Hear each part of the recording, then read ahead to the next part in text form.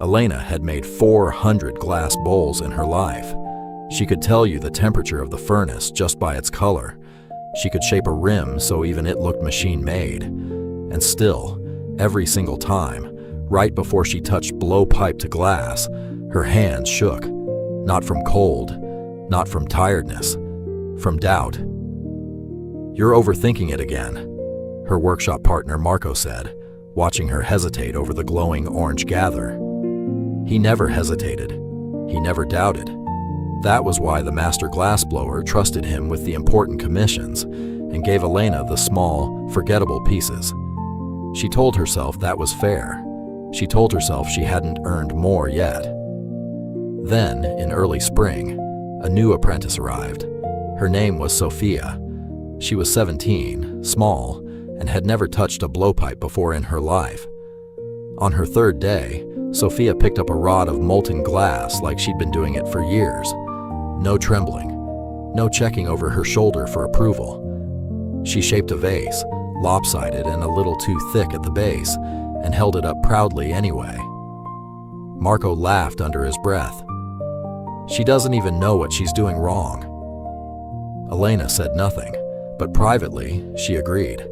Confidence without skill looked foolish to her. She had spent 6 years learning to doubt herself carefully, precisely, at exactly the right moments. And here was a girl who hadn't learned that lesson at all. "You should watch the senior workers more," Elena told her one evening, not unkindly. "Learn to see your mistakes before you make them." Sophia tilted her head. "Or I could just make the mistakes. Mistakes are how the glass tells me what it needs." Elena almost laughed. Almost. Instead, she went home that night and stared at her own hands for a long time, wondering why the newest person in the workshop seemed so much less afraid of the fire than she was. Summer brought the commission every glassblower in the region wanted: a chandelier for the new concert hall, 40 pieces of curved glass that had to catch light exactly right from every seat in the house. The master gave it to Marco. Elena got the smaller pieces again: the sconces, the wall fixtures, the parts no one would remember. She didn't argue. She never argued. She just worked harder, checking every angle 3 times before committing to a cut. Sophia, meanwhile, had been given nothing important at all. She spent her days sweeping, fetching, watching. But she watched everything: how the glass moved, how it resisted, how it forgave certain touches and punished others. One afternoon, Marco's confidence caught up with him. Rushing to finish the 20th chandelier piece, he misjudged the cooling time. The glass cracked clean through, right down the center, a sound like a small gunshot in the workshop. He didn't flinch. "It happens," he said, already reaching for more raw material. "I'll make another." But he made the same misjudgment twice more that week. 3 pieces lost. The master grew quiet in the way that worried everyone more than shouting would have.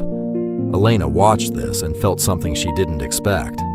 Not satisfaction, but recognition. Marco's confidence hadn't come from mastery. It had come from never once questioning himself, and that was different from believing in his own hands. He wasn't fearless because he trusted his skill. He was fearless because he'd never really looked at it. That same week, the master, short on time and workers, handed Sophia a single practice piece. Low stakes, nothing anyone would miss. "Just don't break it," he said, already walking away. Elena expected clumsiness. Instead, she watched Sophia hold the glass like she was listening to it. Slow turns, small corrections. When it cracked slightly at the base, Sophia didn't rush to hide it or panic.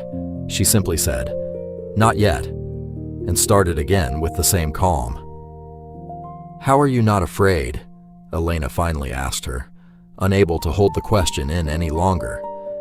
Sophia considered this seriously, the way a much older person might. "I'm afraid of the glass. Everyone should be. It's fire and sand, and it doesn't care about your feelings." She paused. "But I'm not afraid of me. Those are different fears. You're only afraid of one of them, and it's the wrong one." Elena said nothing. But that night, For the first time in 6 years, she picked up a blowpipe alone in the empty workshop after everyone else had gone home, just to see what would happen if no one was watching to judge whether she deserved to try. She worked until midnight that first night, then again the second. She wasn't making anything for the commission. No one had asked her to. She was making a single bowl, over and over, the same simple shape she'd made 400 times before. Except this time, she wasn't trying to prove she deserved to make it. She was just making it. The first attempt cracked. She didn't flinch. She thought of Sophia's calm, "Not yet," and said it herself, quietly, to the empty room. The second attempt came out lopsided. The third held. It wasn't perfect, but it was hers, made without a single glance over her shoulder to see if anyone approved. Word got around, the way it does in small workshops. The master found her bowl on the shelf one morning and asked who'd made it. "I did," Elena said. "After hours. No one asked me to." He turned it over in his hands for a long moment. "This is better than anything you've shown me in a year. It's not more skilled than my other work." "No," he agreed, "but it's not afraid." Then came the day the concert hall commission nearly fell apart completely. Marco, exhausted and rattled from his earlier failures, lost his nerve on the centerpiece, the largest, most visible piece of the whole chandelier.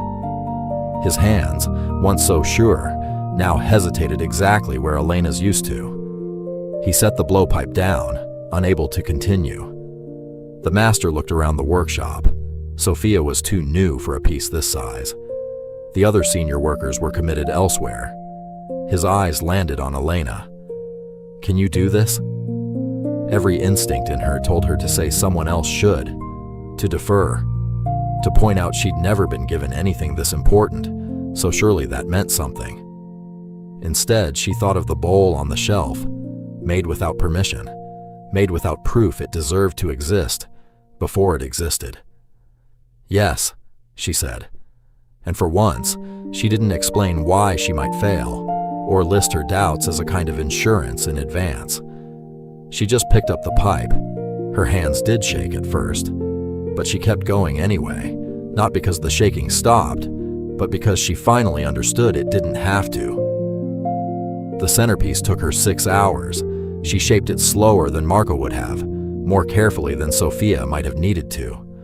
But she finished it. When she held it up to the window, the late afternoon sun split through the curves exactly the way the concert hall's designer had hoped every piece would. It hung in the hall on opening night, catching the light from every seat, just as promised.